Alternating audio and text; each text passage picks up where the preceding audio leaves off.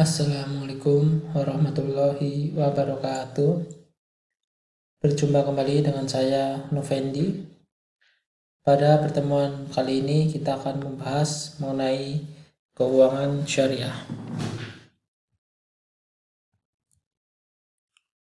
Ada 3 hal yang akan kita bahas. Yang pertama adalah perbankan syariah, yang kedua jaminan sosial, dan yang ketiga pasar modal syariah. Yang pertama, perbankan syariah. Ada peluang dan tantangan. Ini saya bagi dalam beberapa aspek. Yang pertama adalah aspek sumber daya manusia. Peluang yang ada di Indonesia adalah kita tahu populasi serta pertumbuhan masyarakat muslim di Indonesia itu mayoritas ya, atau yang tertinggi. Itu mungkin sudah umum gitu ya. Nah, yang berikutnya adalah adanya program studi ekonomi syariah. Ini banyak bermunculan di perguruan tinggi negeri maupun swasta. Contohnya ya di kampus kita ini. Itu menjadi peluang. Dan untuk tantangannya adalah kurangnya tenaga kerja yang spesifik menguasai industri perbankan syariah.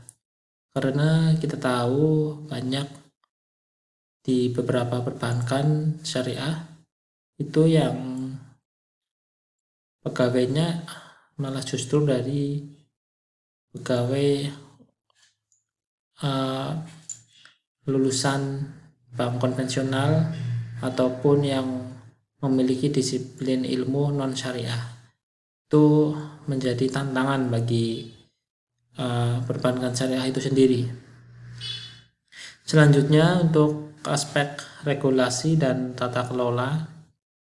Ini yang pertama, adanya dukungan regulasi atau master plan. Seperti yang sudah pernah saya share itu dari Bappenas.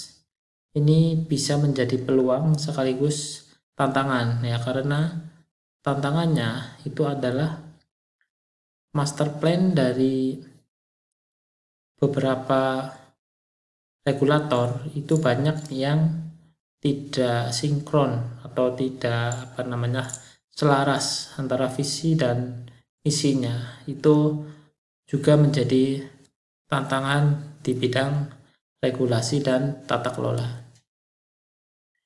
Kemudian masih peluang dan tantangan yaitu di aspek riset dan pengembangan. Untuk peluangnya itu adalah terdapat berbagai lembaga riset yang fokus di pengembangan ekonomi syariah, dan juga bermunculannya hasil-hasil riset dari perguruan tinggi yang membuka program studi syariah.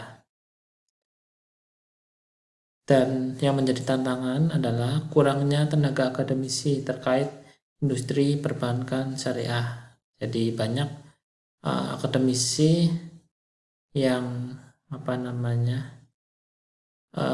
mendalami industri perbankan syariah, terutama peneliti ya, karena kita tahu di negara Indonesia itu peneliti banyak bermunculan dari perguruan tinggi, padahal di lembaga keuangan itu sendiri harusnya punya peneliti khusus sehingga bisa untuk pengembangan.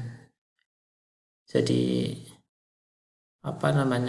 yang selama ini itu peneliti berasal dari dosen gitu ya, itu juga sebenarnya sekarang harus sudah difokuskan peneliti gitu aja, tanpa ada tugas yang lain, khususnya di lembaga-lembaga keuangan buka lowongan peneliti.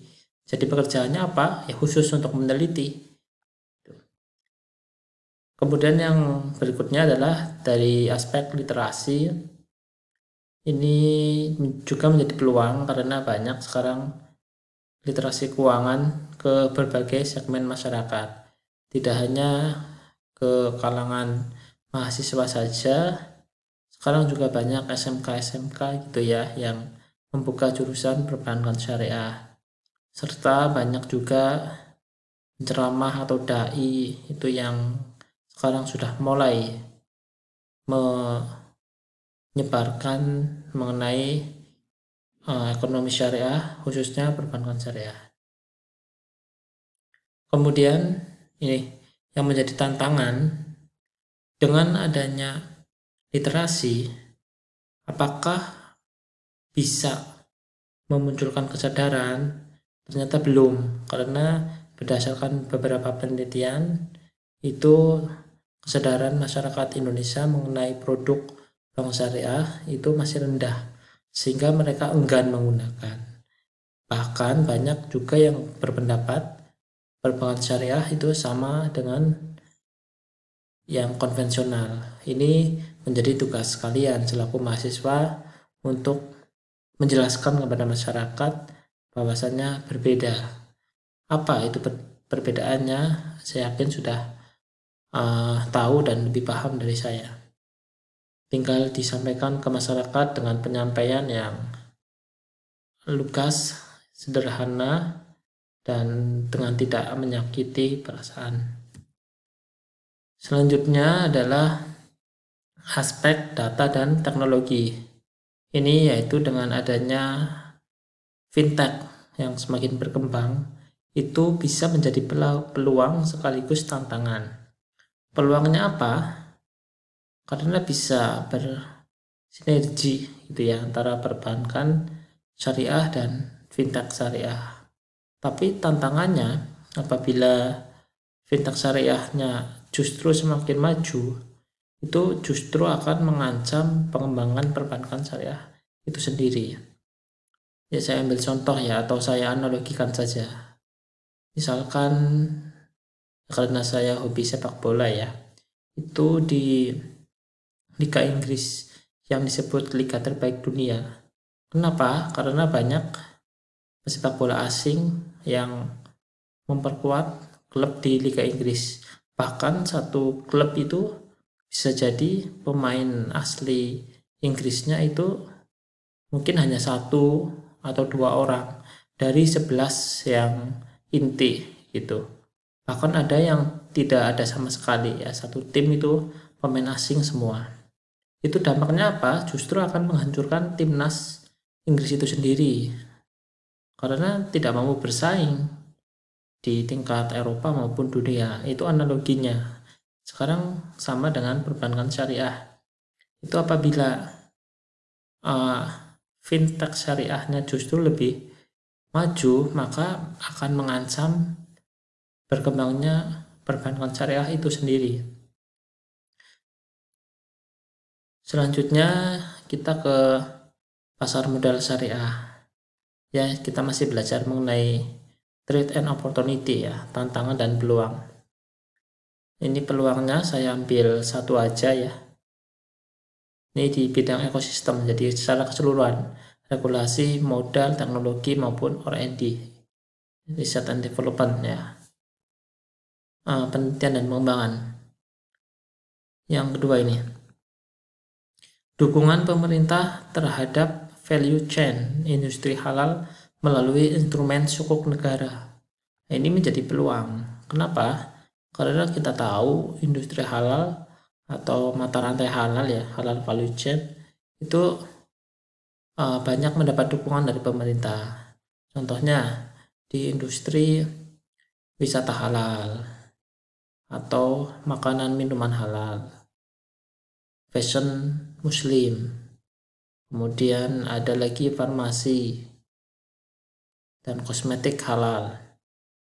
Itu sekarang banyak juga diperjualbelikan atau bisa investasi melalui sukuk negara. Sukuk itu ya ada yang bilang obligasi syariah, meskipun ada yang tidak sependapat juga.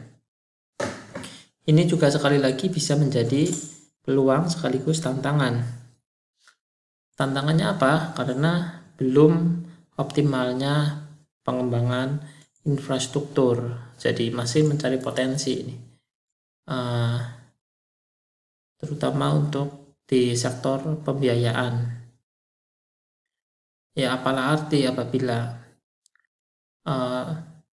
ada potensinya, namun infrastrukturnya nggak mendukung gitu ya. Misalkan aja di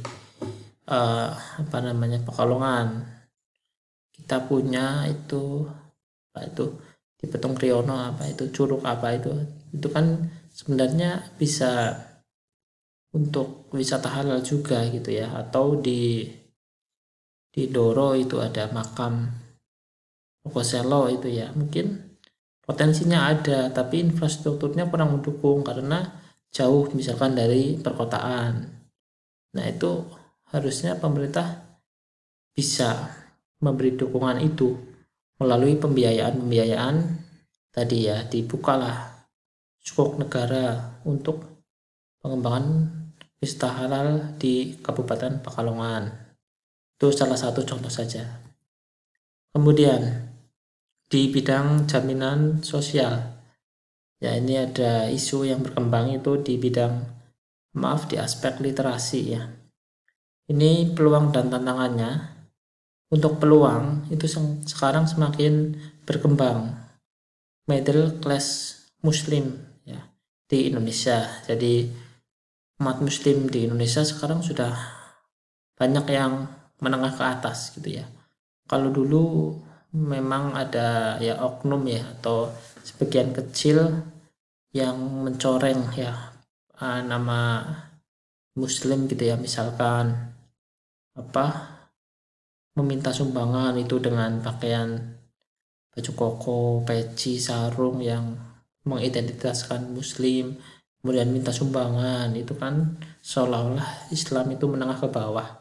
Tapi sekarang sudah banyak bermunculan, contohnya adalah misalkan butik-butik yang Islami gitu ya. Kemudian banyak juga hotel syariah.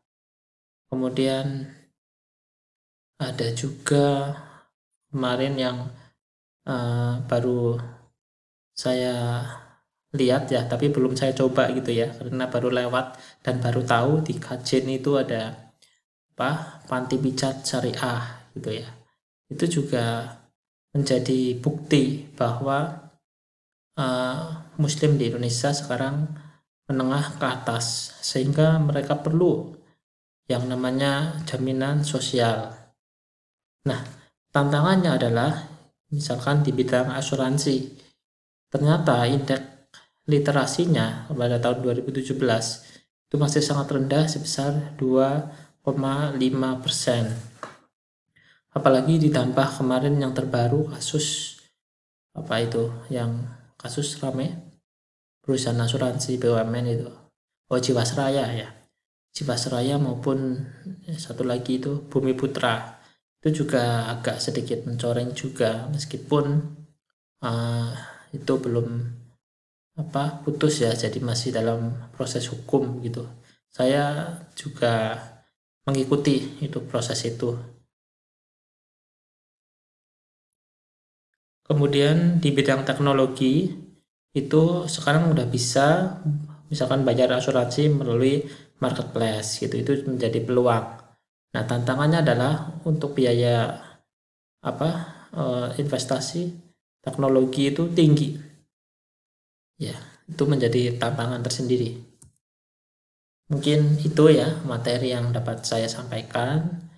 Berikutnya ada tugas ya, ini hanya 2. Dan tugas ini saya ambil dari Master Plan Ekonomi Syariah Bappenas ya, yang dulu sudah pernah saya share, mungkin bisa dibuka lagi, itu ada semua jawabannya di situ ya, tinggal dibaca-baca lagi aja bab keuangan syariah. Kalau misalkan ada yang hilang ya minta ke ketua kelasnya, saya rasa masih menyimpan. Kalau tidak ada yang menyimpan satupun ya silahkan minta ke saya, bisa japri gitu ya, lewat WA, tidak apa-apa. Demikian, kurang lebihnya minta maaf. Semoga jadi orang sukses semua. Saya akhiri.